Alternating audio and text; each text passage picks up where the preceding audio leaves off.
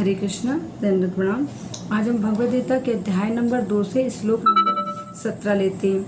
अविनाशी तु तद्विद्धि येन सर्वमिदं तदं विनाशमाव्ययस्यास्य न कश्चित् कुरुतं कर्तुमर्हति। शब्दार्थ देखते हैं।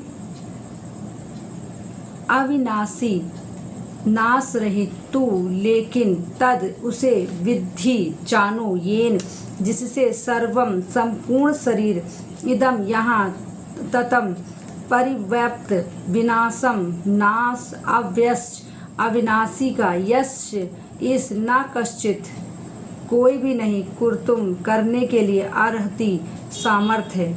अन्वय तू किंतु, येन जिससे, इदम सर्वम यह संपूर्ण, तदम व्याप्त है, तद उस आत्मा को, अविनाशी अविनाश रहित, विद्धि जानो, कश्चित कोई भी, अव्यस्य यस अस्य उस अविनाशी आत्मा का, विनाशम विनाश कर्तुम करने में, ना अर्हति सामर्थ नहीं है। अनुवाद जो सारे शरीर में व्यक्त है उसे ही अविनाशी समझो, उस अव्यक्त आत्मा को नष्ट करने में कोई भी सामर्थ्य नहीं है। अब हम इसका अर्थ देखते हैं। भगवान इन 2 श्लोकों में शरीर और जीवात्मा के स्वभाव का वर्णन करेंगे। यह समझो कि जीवात्मा रूप से ज्ञात वस्तु अविनाशी अर्थात शाश्वत है। इदम सर्वम अर्थात यह संपूर्ण शरीर आत्मा की चेतना के द्वारा व्यक्त है। चेतना आत्मा की वह शक्ति है जिसके द्वारा अपने से इतर वस्तुओं को जान पाता है और शरीर को भी जान पाता है। इस धर्म भूत ज्ञान कहते हैं। यह परिभाषित शब्द श्रीपाद रामानुचार्य जी के द्वारा प्रयोग किया गया है, जो यह इंगित करता है कि जीव में आत्मज्ञान के साथ साथ अपने से इतर वस्तुओं को जानने की क्षमता होती है। मायावादी यह तर्क देते हैं कि ब्रह्म शुद्ध चेतना मात्र है, जिसमें आत्मज्ञान और इतर ज्ञान नहीं है। कोई भी स्थूल वस्तु और उसका शरीर भी आत्मा का विनाश नहीं कर सकता है, क्योंकि वह जीव अव्यय है और अति सूक्ष्म है। यहाँ यह स्वीकृत नहीं है कि जीव का आकार शरीर के समान है, ऐसा जैन मत है। जीव अत्यधिक सूक्ष्म है, ऐसा श्रुतियों से समझा गया है। एषोरुण आत्मा चेतसा वेदित व्यो यस्मिन् प्राणः पंचतः सविवेश। यहाँ आत्मा जिस पर 5 प्रकार के प्राण आधारित होते हैं उसे शुद्ध चेतना से समझना चाहिए। मुंडक उपनिषद 3.119। फिर भी यह अणु आत्मा अपने धर्मभूत ज्ञान के द्वारा पूरे शरीर में व्यक्त रहता है। इसलिए भगवान वेदांत सूत्र में भी कहते हैं कि गुणाद बालोकवद वेदांत सूत्र 2.326 अर्थात आत्मा प्रकाश में समान शरीर में सर्वव्याप्त है। भगवान आत्मा प्रकाश में समान शरीर में सर्वव्याप्त है। भगवान गीता में कहते हैं कि यथा प्रकाशयत्म एकः, जिस प्रकार सूर्य सारे जगत को प्रकाशित करता है उसी प्रकार आत्मा पूरे शरीर को अलौकिक करती है। भगवद गीता 13.34। प्रभुपाद तात्पर्य। इस श्लोक में संपूर्ण शरीर में व्यक्त आत्मा की प्रकृति का अधिक स्पष्ट वर्णन हुआ है। सभी लोग समझते हैं कि जो सारे शरीर में व्यक्त है वह चेतना है।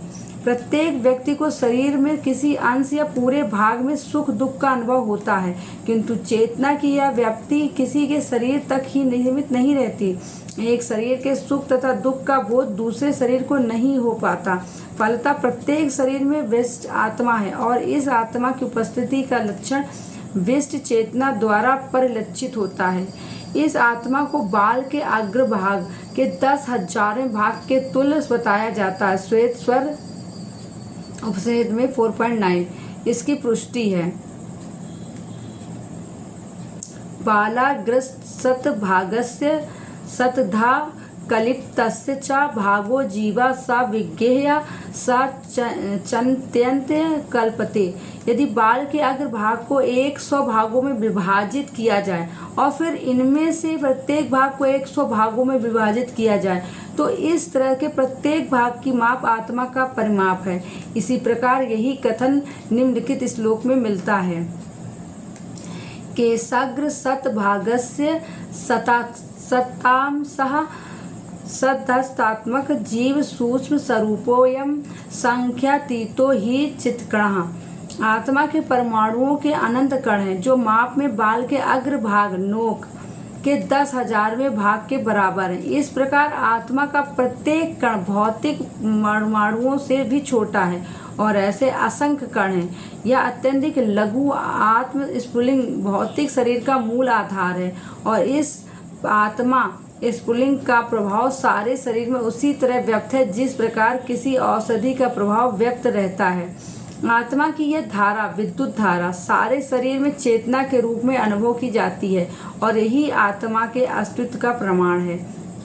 सामान्य से सामान्य व्यक्ति भी समझ नहीं सकता है कि यह भौतिक संयोग के फलस्वरूप नहीं है अपितु आत्मा के कारण है। मुंडक उपनिषद में 3.1.9 सूक्ष्म परमाणविक आत्मा की ओर अधिक विवेचना हुई है।